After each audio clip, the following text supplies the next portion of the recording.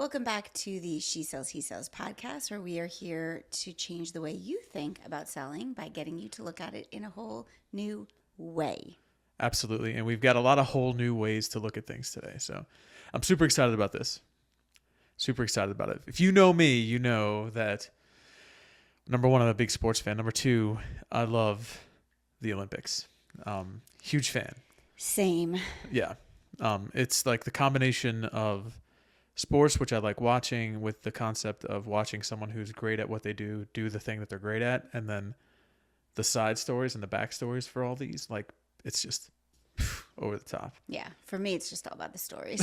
Yeah. The sports are like, I could take them. It's like icing on the cake. Yeah, exactly. But the stories are so good, and it's just, we could do a whole episode on why stories matter and how this is a great example of that. But we're actually going to be looking at kind of 8 lessons that were exemplified through athletes and sometimes multiple athletes for each lesson through the Olympics, and really how they apply to us as business people, as professionals who want to grow in our own personal and professional development. Yeah, these are really cool, and it's like something that we've been talking about, thinking about for a long time, the entire time we've been watching the broadcast.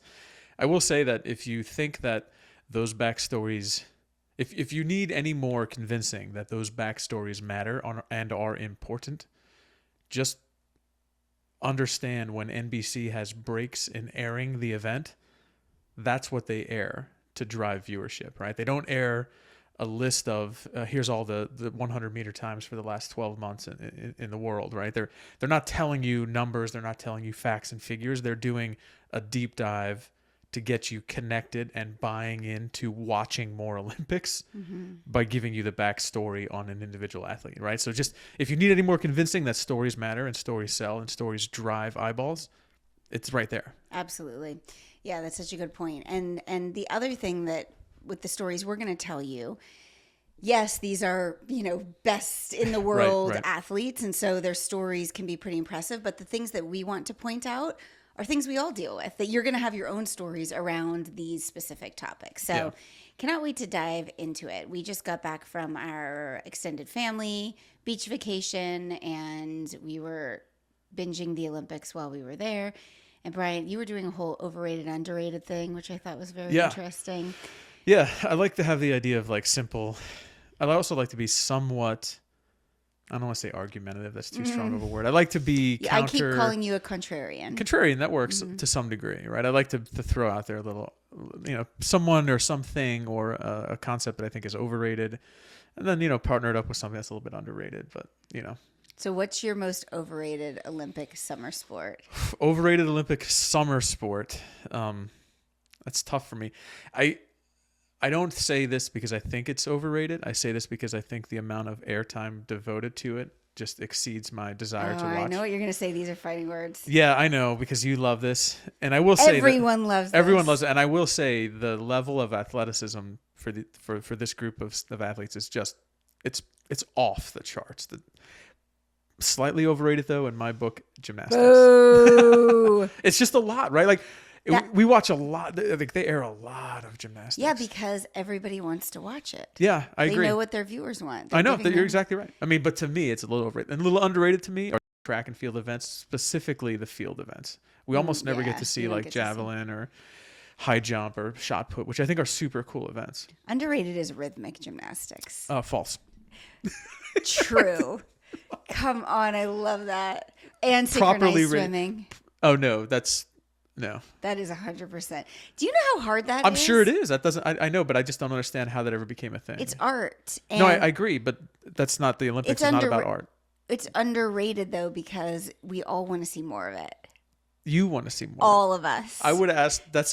Let's poll the audience on this one. I'm not sure. That's not how podcasts work. You don't get a live poll. So sorry. I'm not sure people want more synchronized swimming. Again, not to diminish the skill and athleticism and talent it takes. Wrong. Well, anyway, we are going to do. What's your technique today? Just keep talking over me. I'm going to sing over you, Okay, so it's great. nicer. Yeah. We're going to do a would you rather question. I have one Yep. for you in our trusty, sweet little mason jar. If you're watching on YouTube, You can see it. If you're not watching on YouTube, you should go to the YouTube channel, and because I keep getting pitches in our in my inbox, and they're pointing out how little views we have on YouTube. It's so rude. All the kids are doing it. Go to YouTube. I'm like, YouTube isn't the main focus of this podcast. Right. Anyway, I finally wrote somebody back. This is a total aside, but somebody wrote, like, it was like a screenshot, and it was like 0 views on this one video, and they were like, you're putting time into it and you have 0 views. And I wrote back and I said, I actually make a living of helping people sell better, and you need a lot of help. You don't start with a negative statement. And I'm not interested. Unsubscribe. As the kids said, say you don't start with a negative statement. Okay. Right. Yep. Would you rather? Yes. Oh, would you rather live 100 years in the past or 100 years in the future? Past. Yeah. Easy. Yeah. Same. Yeah.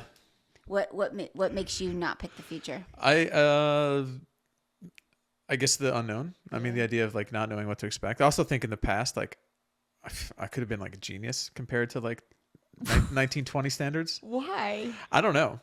There is a comedian who does this whole thing about like if he were to suddenly be transported 100 years in the past and try to explain the concept of cell phones and the internet. And he jokes about like, I would have no idea actually how to do it. And so I would say like, we have these things in our pockets and you can just go on the internet, and they would go, what's the internet? And I would go, I don't know. And they would say like, well, how does it work? How do you get a call from A to B? And he'd be like, I don't know. Like, but all those funny things that we take for granted, all the technology, but I don't know. I think 100 years in the past, mostly because like when Biff got that sports betting book, I mean, that's where my mind went. Also. We could be supremely wealthy knowing like, hey, you know what? We should bet on these Apple guys. Well, I don't think it's like you're traveling back and then coming back. It's literally like, would you rather have a life 100 years ago? But I mean, 100 years ago, tough times, Great Depression situation. I don't know. Do you really want to live through that?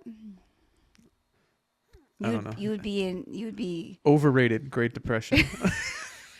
Underrated Dust Bowl. The Dust Bowl. I read a book called 4 Winds by Kristen Hanna. Love her. She's such a great author.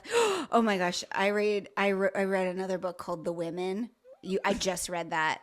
I highly recommend it. Highly recommend it. It was about Vietnam War. Oh yeah. She does like what's it called? Historical fiction.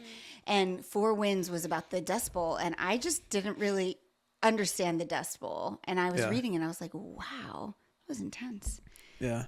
It's underrated. Underrated the Dust Bowl. Yeah. Overrated the Great Depression. You heard it here first. Okay. All right. There's stake in the ground. Good. Okay. So let's get into these lessons. You want to kick us off? We have 8 of them for you. We're gonna like volley like alternate table tennis, like which is overrated.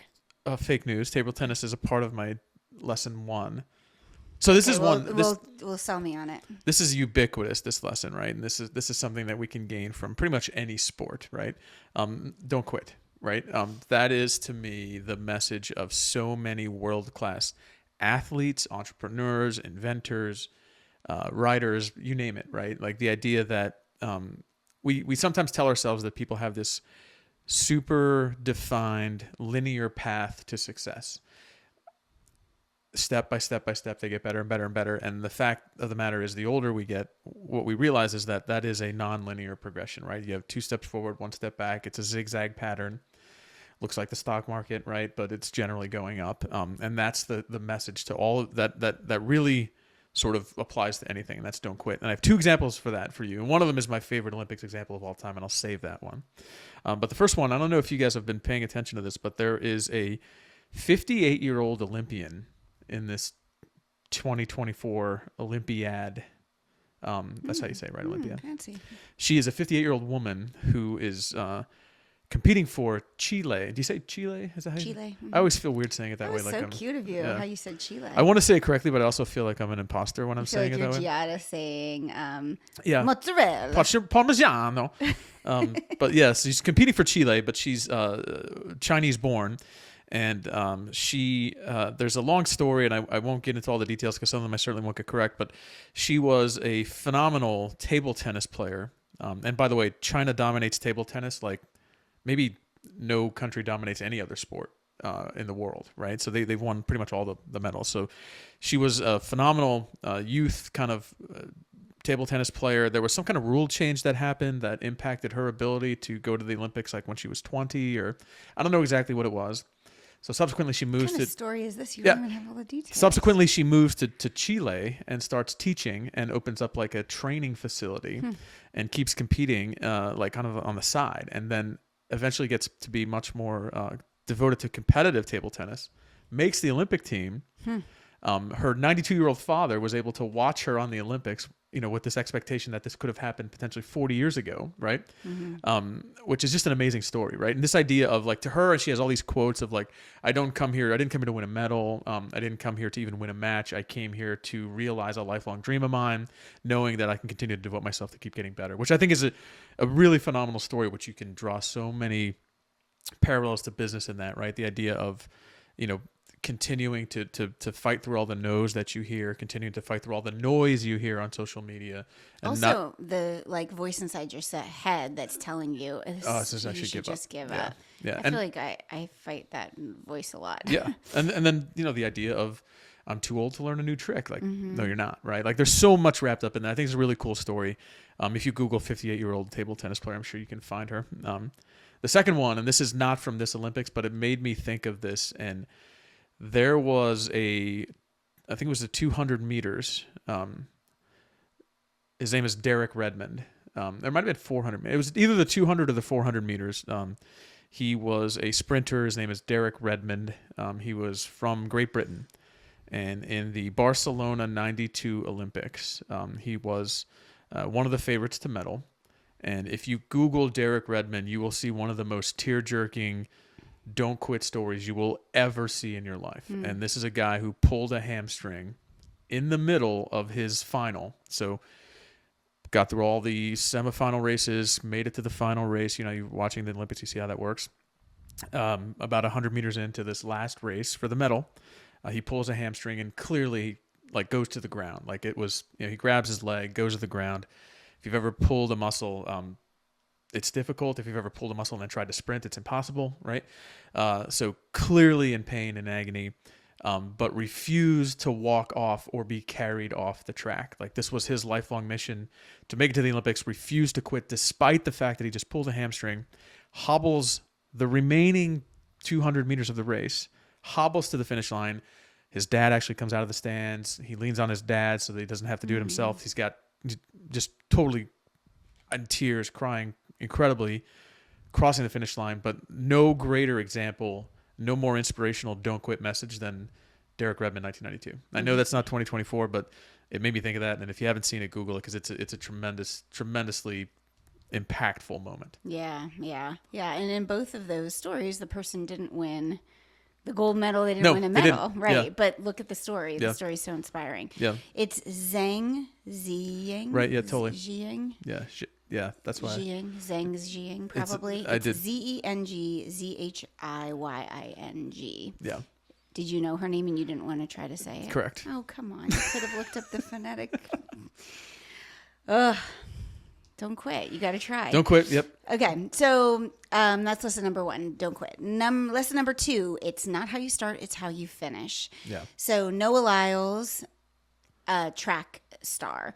Actually, we were introduced to him on the Netflix series that's on right now called Sprint. Highly recommend it. Brian Bennett and I have been watching it.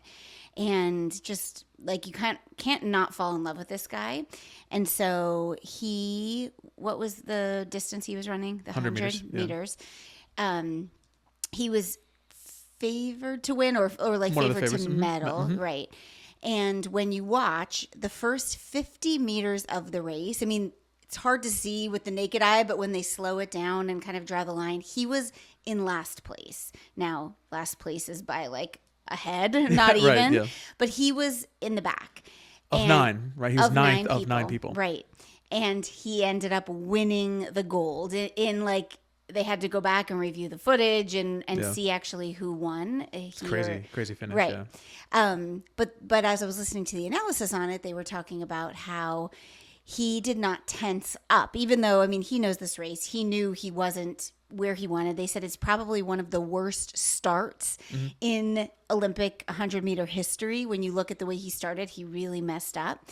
But he stayed relaxed. They kept talking about he stayed relaxed. And had he tensed up and had he tried, to do some things that he didn't do, he never would have been able to be relaxed enough to get to where he wanted to go, which was to win.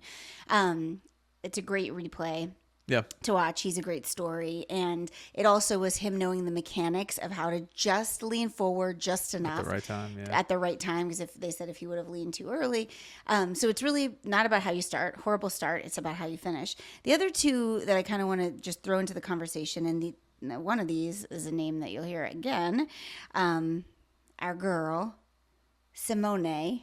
Simone Biles. I remember. Simone Biles and Caleb Dressel. So Caleb Dressel, swimmer, Simone Biles, you know who she is. Both of those athletes actually took time off of their sport in years past. So Simone, we know, voluntarily withdrew from the 2020 Olympics. Caleb Dressel, after the 2020 Olympics, took 9 months off swimming because they were at a burnout level. And I would say, it's not how you start, it's how you finish, but also it's not what happens in the middle of your journey. It's how you finish. It's what you need to do. And so for both of them, taking that break and not letting that define them to kind of get where they needed to be mentally was so helpful. So there's a whole conversation around both of those, but they didn't fit into any of our other 8, and I just had to enter that into the conversation. Yeah. Those are good ones. I like when you talk about having maybe a terrible start, just to put this in the context, right? That it's a terrible start in a race that lasts less than 10 seconds. It's not a terrible start in a 1,500 meter race, right? It's a terrible start in something that lasts less than 10 seconds. Right, so you think that would just make or break you. Over, right? Yeah, but staying within yourself and trusting all the training that you've done, believing in yourself and running your race. There's so much to draw from that. But yeah, that's a pretty cool story. So next one, for me, I've titled this one Determination/Commitment, right? And the idea to this one to me is understanding what you're focusing on and not allowing yourself to make excuses for yourself. And that might sound harsh here as we talk about this a little bit, but these are driven people that have most of these athletes are not Michael Phelps or Simone Biles, where they have the opportunity and the ability to appear in multiple Olympics, right? This is sometimes a one-time in a lifetime shot. They get one chance to compete in one Olympics. We are spoiled by the idea of having these athletes in their third, fourth Olympics, right? But that's not normal. There's 2 women who competed in this Olympiad who were pregnant, which to me is wild, right? And yeah, they weren't they weren't running the 100 meters, right? They weren't doing something like that. But one of them was an archer from Azerbaijan, and then one of them was a fencer from Egypt. And I don't know much about fencing, but I did get to see a little bit of fencing, and there's a lot of movement and jumping around and all kinds of stuff. And I've never been pregnant either, right? So just to also be clear, I know you have a few times, but I have not, right? So I don't know what that's like. But, the idea of committing yourself to a cause and having determination and saying, I will continue to compete and push myself, even though as an athlete, right, I can clearly feel my body is different now. And you have a lot more to add to that. But that to me blows my mind. The determination and focus and commitment and just refusing to allow yourself to fall prey to the idea of I can't do this because X, right? And if you can continue to compete at an Olympic level as a pregnant woman, I can continue to do things that I don't feel like doing or not make a simple excuse for myself. And that's just that blows my mind a little bit, Yeah. Gosh, I remember when I got pregnant with Emmy, I was training for a half marathon at the time, and I knew right away. I knew the first day I was pregnant because all of a sudden, I was so in touch with my body and my training and all of the things at that point, and I just was coming off of doing a bunch of triathlons. And I just knew, with my lung capacity, oh my gosh, something is different.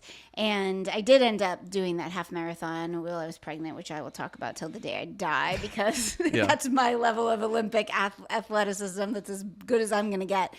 But it is so different. You have to, it's almost like being in a different body. You learn, you have to relearn yourself and relearn what your body needs and the way you need to breathe and the nutrition you need. And so, that's really awesome. Yeah, pretty amazing. Number 3 is positive. 4. Oh, sorry. Number 4 is positive self-talk. We could probably, we can do an entire series on positive self-talk in our house lately, but Yeah. that's not what we're here to talk about today. Yeah. But positive self-talk, actually, if you are a part of the private podcast, Sell Anything, there is a bonus episode at the end, one of the confidence boosters on positive self-talk. And if you've watched the Olympics, you probably have seen this clip of Simone Biles, which literally gives me the chills, like watching this clip. She is, the greatest gymnast, the most decorated Olympic gymnast of all time. I mean, she's incredible, the things she's done. And as we know, she had her own struggles with mental health. She had to take a break. And before, I think it was her floor routine for the all-around, I believe that's what it was, there is a video of her, the camera's on her, and she is whispering to herself, "You got this." And it's so, powerful, because you think, she's Simone Biles. Of course she knows she's got this. She's has so much data to fall back on, and that she will be successful, but she is still training her brain. She is still feeding herself words that are going to propel her. We talk all the time with our kids, and right now it's kind of, we're with Bennett as he's starting some new things about, I keep telling him, your words will manifest in your life. I believe in what you say, and what you put out will come back to you. And so if you are going to say, "Oh my gosh, I'm so nervous, I'm not going to do well, I'm going to screw up," that is, you are telling your brain, and your brain is then telling the rest of your body, we're not going to do very well. Yeah. And so it's hard to put that on a box on a shelf when you've started saying that to yourself, versus, you got this, you're ready, you're prepared. Yeah. And just instead of even her talk track inside of her head, actually verbally, you got this. It's so powerful, and we all need to be doing it. Noah Lyles, again, same thing. What was so cool about him, before his race, he was saying, "Thank you, God, thank you, God, thank you, God." Sitting in that gratitude of, I'm not in his head, but I would imagine it's a lot of things, like the ability to be there at that finish, or at that start line, all the things that he needed that fell into place to get him there. But also, I like to think he's manifesting the race ending the way he wanted to, and thanking God, thank you, God, for ending this race the way that I wanted to. So positive self-talk, you just cannot underscore the importance of it. It's easy to think that somebody like Simone Biles, who's the best at her thing, doesn't have to do that, or you think, oh, she must be so confident every time she walks into the gym, and it just must feel like it's just a natural extension of her. And to some degree, I'm sure there's truth to that, but to the other side of that coin is she still needs the same sort of self-belief that we all do. Yeah, she's a human being like the rest of us. Yeah. So number 5, not an athlete. Maybe, I don't know. But one of the most, I would say, famous and likable figures for the Paris Olympics. Snoop D-O-double-G. You've seen him every 10 seconds on TV. He's like the super fan for the USA. Tons of jokes about how Snoop is now America's grandpa, and he's hanging out with that felon Martha Stewart. What's so crazy is he's America's grandpa. That shows how I think it's just because all that stuff. But the one thing, the thing that really stands out to me about the whole Snoop thing, and you could draw parallels about the sort of reinventing yourself and all that kind of stuff. But the one thing that I talk about all the time when it comes to sales and messaging and business development and all that stuff is energy and excitement is contagious, right? If you have energy and excitement about what you're doing, other people naturally will gravitate towards that feeling too. And that is no more evident to me than watching Snoop watch swimming or gymnastics or diving or stuff that he cannot do, right? And then seeing him talk to Mike Tirico on the set about it. He has energy and excitement about all of this stuff in his own way, right? That's unique to him. That makes other people feel that sort of energy and commitment and excitement to watching it as well, which is obvious, right? Most people would think oh, I haven't, I don't know if he's still making music. I don't know. You could probably Google that, but most people would think about oh, what does Snoop have to do with the Olympics, or what does anybody have to do with this? But Taylor Swift, when she was going to all those NFL games to watch, Travis Kelce, right?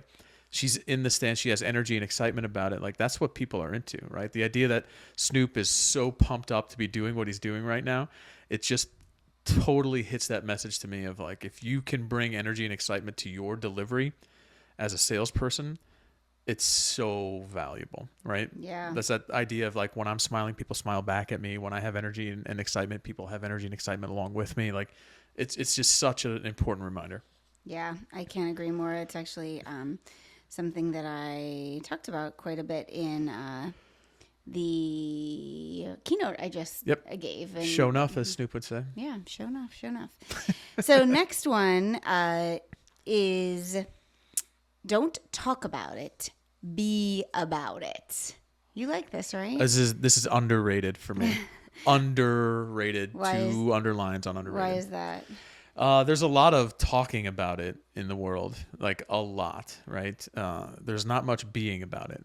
This ties into the idea. If you listen to me before, you heard me rant about New Year's resolutions and all this stuff, and all the things, and even all the way down to young kids who are playing a sport who all want to look the part, right? Everybody wants to have all the gear and all the stuff.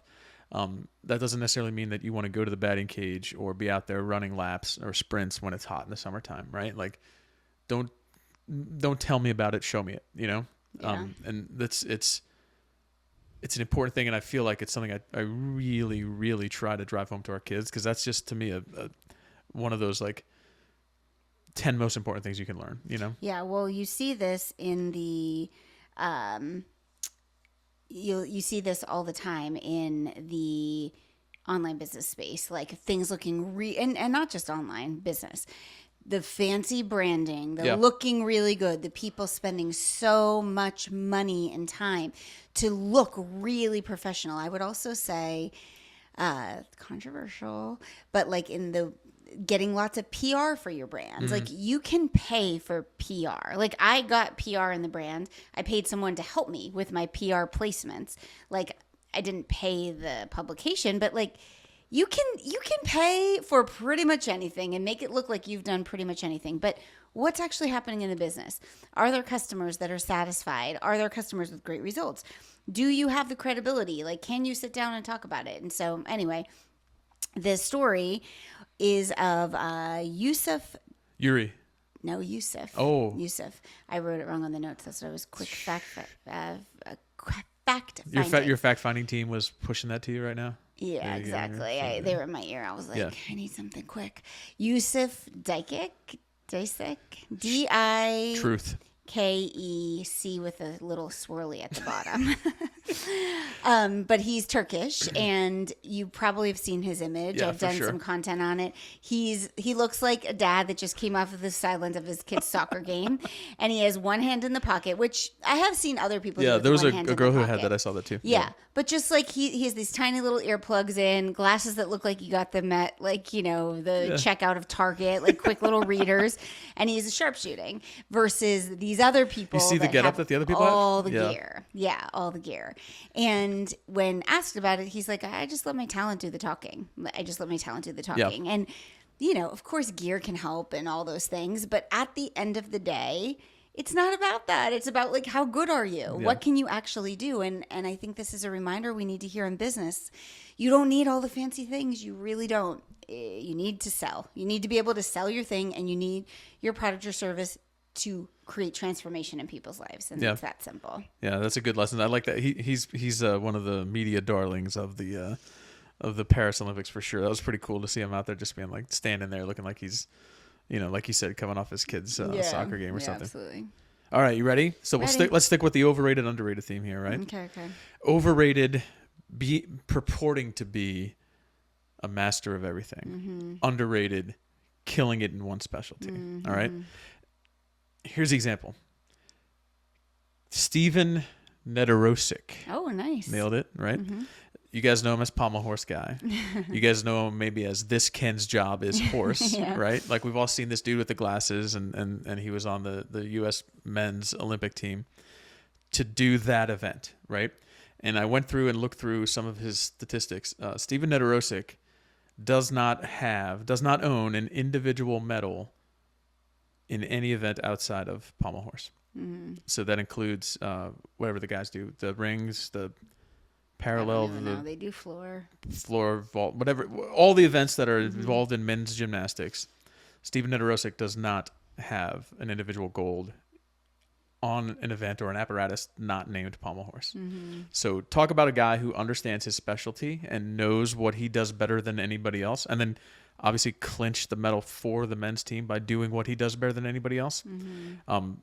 Super valuable when you think about, you talk about the online business world, or you're trying to be an expert in A and B and C and D, right?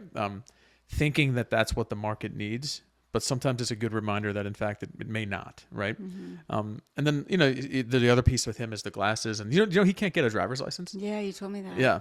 So crazy. Pretty wild, right? Like, because of whatever, I don't know exactly what, he has 2 things that were listed as eyesight things that I don't really know much about, but yeah, underrated being great at a thing and crushing that thing. Overrated trying to pretend you're great at everything, or trying to claim to be great at everything because you think that's what the market demands. Yeah, that is hard, I will say. Totally, yeah. It's hard to do because the market changes, and even like this idea of sales, like I find myself like, oh, I could go in different directions that are sexier, that people want to invest more in. Yep. Everybody wants a personal brand. Everybody wants, content marketing. But I'm like, it's tricky. It's tricky. That's tough. But it is such a good example of how it works, and it worked in his favor. There's also that iconic image of him like meditating before he goes out, just sitting there with his eyes closed. Yeah, same as Simone, who I keep bringing up because her stories are so good. But it's so good. And all the girls think he's very cute, like the young girls. I'm too old that for dude, him. gymnastics guy. Ava loves him. I did not see that coming. Mm-hmm. Yeah, no kidding. He's like a Clark Kent type. He's like a little guy, right? He's like just a little guy. Oh yeah, but his girlfriend is a gymnast. They both went to Penn State. Yeah, I know they're cool? at Penn State. Yeah, that's funny. I wouldn't have thought that about it. I would, like, if you said like one of the swimmer guys, I would get it. I guess maybe more, but because your preference is traditional masculine. Not if you had a male preference. Like, you tend to think that like the most attractive men are like the traditional. The shot putters are the definitely the hottest dudes. Yeah, but like Ava likes the skinny, like Timothy Chalamet. Just like vibes. Guys who remind her of her dad. No, the exact opposite. She likes guys with the personality like your dad. There you go. Yeah. Hey, one more thing about Steven at Rosick, and I thought of this as we were talking through it, but like, you talked about what you think people want, and in that whole piece. Working in a startup or working as an entrepreneur, this is always a struggle, right? The idea of like, do I chase the revenue or do I chase what I'm here to do? And I don't tell you the Steven Edrosic story to tell you there's an easy answer, right? Like, that's one of those things that you're going to feel like you're weaving back and forth. And I just say that to say like, that's natural, right? Like, I feel like I've been in multiple positions like that in my life. Hey, this is a little bit off as far as what we consider our wheelhouse, and it's not perfectly aligned with what we're trying to do, but like, do I need to do this thing now so that in 2025 I can be more married to my mission? You know what I mean? Yeah. It's just a tough thing, and I just want to point out that like, it sounds easy to say that, but you're going to weigh those things consistently as a business person, Yeah, I think you have to like tease out how much of this is actually data around me showing this is no longer working, and how much of it is me just wanting things faster than I should get, and actually like trying to jump from thing to thing. And a lot of people fall into that other category. Like, I'm going to jump to this, to this, to this, to this. And I always say, when you're deciding who you're going to invest in, experts in different fields, like, how long have they been working in that field? How long have they been specializing in that thing? Because many times you'll find like they started talking about being a copywriter 6 months ago. Yeah. And you're like, okay. All right. Last but not least, the lesson is representation matters. But I want to even go deeper than that. So when you look at the women's gymnastics floor medalists, it was Rebecca, how do you say her last name? Andrade? Yeah, from Brazil. From Brazil. She was gold. Simone was silver, and Suni Lee was bronze. 3 women who are not white in a sport that traditionally has been a white woman's sport. White women were what you would see. And all 3 of them have talked about, as young girls, like wishing that there were people that looked like them that they could see themselves in. I've had clients that I've had conversations with about, actually we talked about on the podcast with Julia Chang, always wanting to be in a beauty pageant, but she's Asian. She'd never seen an Asian beauty pageant, even contestant. So you discount things in your life because you don't see people like you. And so I'm a white woman. I'm pretty, besides being a woman, I have a lot of privilege. I'm in the majority of a lot of things. So I want to take this obviously as representation matters, and we need to be amplifying voices and people to positions that are in minorities. But I also want to take the angle with this to let you know that like your story is going to matter to the right person. You going and doing the thing that feels right to you is going to impact somebody that is watching you. And we love sales. We love helping you make money. Like we're about build the revenue, focus on the bottom line. But there is another side to the impact and the purpose you have in what you do.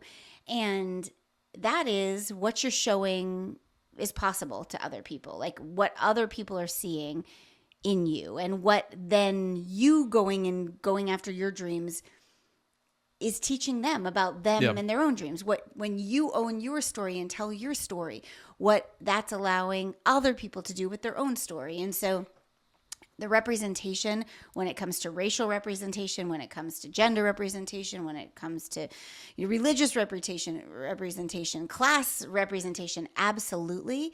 But also, like, you're going to be an example for someone that's watching you. And when you find that you're losing your purpose and your excitement and your passion for what you do, remember that. There are people watching you, and you going after your dreams and you pursuing this thing is giving them permission to do their own. And sometimes you get to hear about those stories, and that's amazing. Other times you're creating ripples that you don't even know you've created. That's the thing. Which is actually really cool. Yeah, that's the thing, because it's easy to get reminders on that when you're thinking about it in terms of your kids, right? Yeah. Because you see them and you're being the example. But there are impacts that you have that you may never know, you may never realize, but you should know that they're there, right? Yes. They're happening, right? Yes. I think of that in terms of Doug Williams was a quarterback in the NFL, and he played for the Redskins, which are now the Commanders, right? And he was the first black quarterback to start a Super Bowl. And this was like in the 90s. This wasn't like in the 1970s, right? Like this isn't, That's crazy. I think it was like 1990 or 90, That's actually crazy. Sometime around that point in time, right? And now you think about it, like how kind of silly it sounds, or like it doesn't even sound right when you think like, well, traditionally black athletes were not steered to the quarterback position. It was more wide receiver, running back, the skill positions outside of the quarterback position.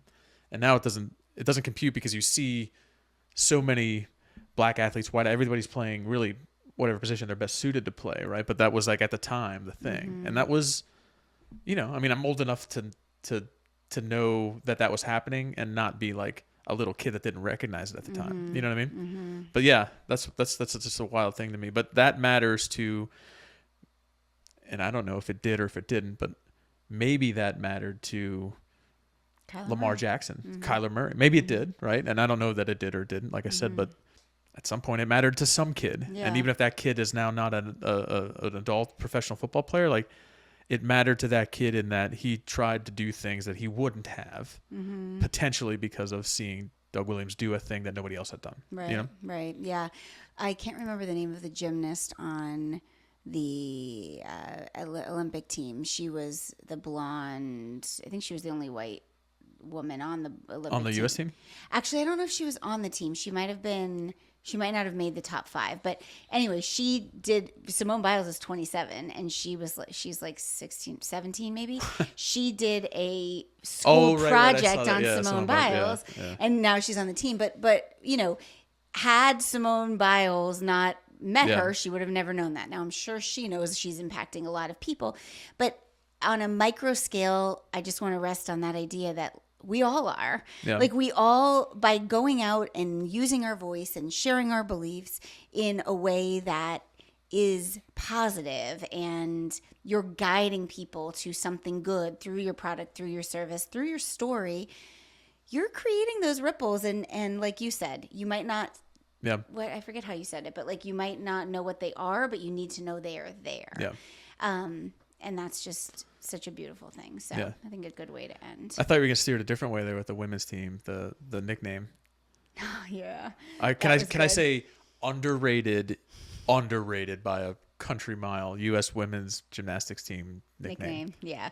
So they asked them, if in case you didn't Yeah. hear it in a press conference, do you have a name for the team? And they said, well, Simone, like, just abbreviate it. And she was like struggling to find the things, but it was FAAFO. Yeah. Which is bleep around and find out. Yeah, F around and find out. Yeah. Yeah. I think that's great. That I think good. that's a fantastic thing. But then they also named themselves the Golden Girls or something. I was like, stick with the first one. Yeah.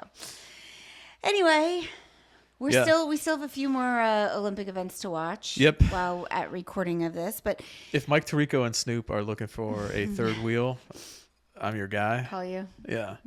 Brian's Bunch. Write it in Brian's Bunch. Mike Tirico would be in Brian. I can tell he'd be in Brian's Bunch. So? Yeah. I don't know if your Brian's Bunch has grown any since. It's like years. hockey stick, man. Oh, really? Yeah, I'm still at the early adopter stage when you think about customer profiling of the Brian's Bunch. So I haven't hit the top of the bell curve yet. So we're still climbing drastically. Got it. All right, everybody. Well, I feel like we need to end with the Olympics theme song. Why don't you hum it for us? Nope. Come on. I'll pass. Dun dun dun dun dun dun dun. Dun dun dun dun dun dun dun dun dun dun. Boom. Oh wow! I got that part. Well, I thought you were gonna do me like you did the other day when you were trying to tell everyone was cheering for giving me my money, and then you were gonna have me do it and then not join me. TikTok, you gotta follow me on TikTok. All the kids are doing TikTok too. They're watching us on YouTube and doing the TikTok. Not really either, but anyway, hopefully this was inspirational for you. You do not need to be an Olympic athlete to harness these principles and really things that we can all focus on, even outside of being business owners, just as human beings. And really, at the end of the day, this entire episode was about, we talk about storytelling all the time and how important it is. This is the pop culture version of your story or a story that you can tell to sell. And once you get good at that pop culture piece, you can find it everywhere. Yeah. Hot tip. Yeah. I just told some of my clients yesterday, like the Olympics are full of stories. Yeah. Look at the stories, look for the meaning, find a meaning that aligns with your brand and what you believe, and tell that story and bring it back to your brand. I did that with our friend Yusuf with the idea of all the gear versus just simple. It's like all the things you think you need in business when really you just need to sell. And so there's so many pop culture stories you can tell through the Olympics. So go out there and tell some stories. We will be back with you next week, everybody. Thanks for being here.